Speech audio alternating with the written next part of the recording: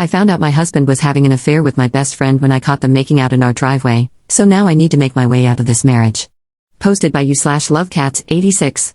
I recently found out that my husband, 42M, is cheating on me with our married best friend, 32F. She is the godmother to our 4 children. They don't know that I know, but I caught them making out at the end of our driveway when he was seeing her off after dinner with our family. We live on a small acreage and the driveway is a long way off from the main house. She had forgotten some crockery at the house, and I decided to walk it over because, for some reason, the two of them always took a while to say goodbye. Now I know why.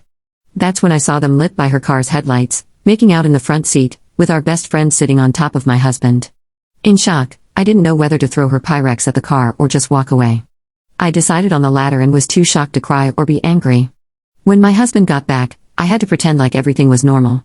I know it's stupid, but I couldn't sleep that night and decided to go through his phone. She was obviously under a pseudonym, but I found a handful of their messages dating back 2 or 3 years. Her husband doesn't know, he's currently posted overseas as a diplomat.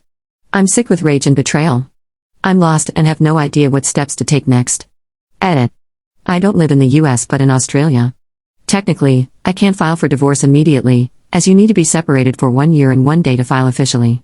My now ex-best friend just recently returned to the country. Her father has cancer, after being posted overseas with her husband. The dinner was to welcome her home, and what a welcome. There are some comments here about the headlights illuminating them. Sorry, I meant overhead lights.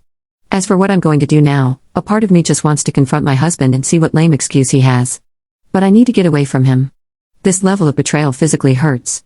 I can't help but think of all the times we spent together over the years and how long our families were fooled. My mind is going crazy, recalling when she was single and he would rescue her from some bad date, or the times they were alone in my house when the kids and I were out. How irrationally angry he was when he found out she had a boyfriend and then chose to marry him. Thinking back on it, the two of them disappeared at her wedding. When I asked him where he was, he said he needed to reassure her that she had done the right thing. I feel so sick thinking of these things. Update 3 days later. Thank you, everyone, for your concern and advice. As of tomorrow, my husband will be out of town. I've tried really hard to act normal around my now ex-best friend, but it's proving difficult, and I feel sick. I have been telling both of them that I've caught some terrible bug and just haven't been feeling like myself. While my husband is out of town for the next few days, my sister-in-law, who is the only other person who knows, my brother's wife, will help me pack important documents and store them somewhere my husband doesn't know about. I've arranged for my kids to stay with them for a week while I sort everything out. I've spoken to a family lawyer, and they have advised me that the best way to start the separation process is to no longer be living under the same roof. I'm fortunate in that most of our assets are also in my name, and the land our house is on was gifted to us by my parents. I'm planning to kick him out after his trip. But before that, I want to catch them both in the act again, have some hard proof, send it to the ex-friend's husband, and get the ball rolling on moving forward with my life. I'll update you on what happens after the confrontation. Second update 6 days later. My husband came home 2 nights ago from his trip. While he was gone, I had organized a lot of the important documents, for example, financial, birth certificates, passports, anything that he could potentially use to try and get more than what he deserves. They are now safely stored, and my kids have been staying with their aunt and uncle for the past few days.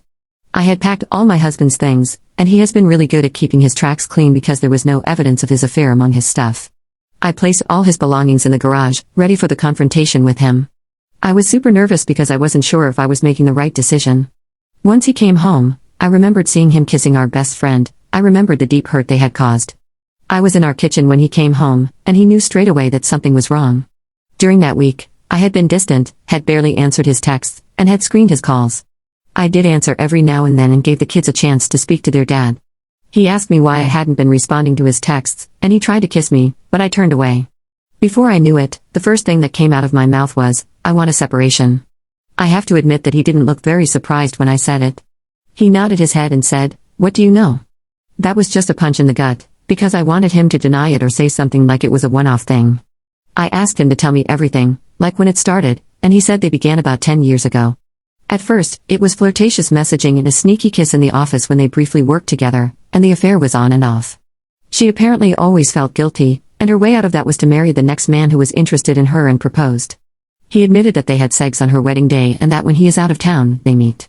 At this point, I couldn't breathe, and I was sobbing.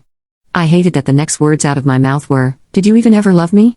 He hesitated and said, "Yes, of course, but I was never in love with you the way I was with her." I cleared my throat and told him that he should tell her husband, There is no point hiding it anymore. I told him that all his stuff was in the garage and that he could find somewhere else to stay.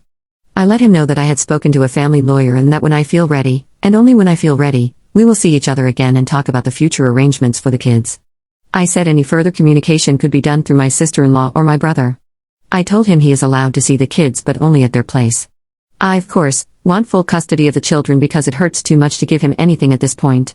He agreed to all my points because he knew he was in the wrong. He tried to say sorry, and then I absolutely lost it and screamed, "No.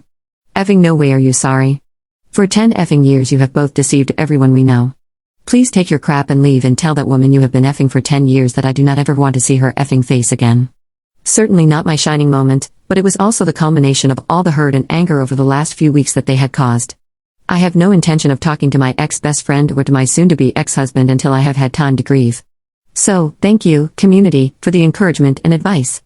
I hope I can heal and move on from this. Third update 1 year later. Thank you to everyone who has been messaging over the past year to check in on me and ask for an update. It's been a crazy, painful year, but our divorce has been finalized, and I'm free. My ex-husband and my ex-best friend, unsurprisingly, are now in an actual relationship after the ex-best friend's husband found out about the affair.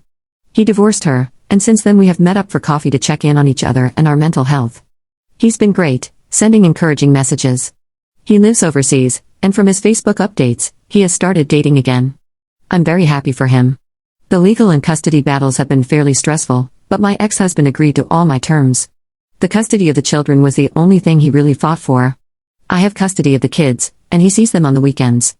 The kids, along with me, have all been going to therapy separately. My ex-husband wants to see them more, and during school breaks, the kids have the choice to stay with him or me. They have been good about it, staying with him for a week or so and then coming back to their mommy. Apart from necessary conversations, I steer away from my ex-husband and the ex-best friend. It still hurts so much, and I understand that it will take time to heal. But I am letting go because I don't want them to have that level of influence over my life.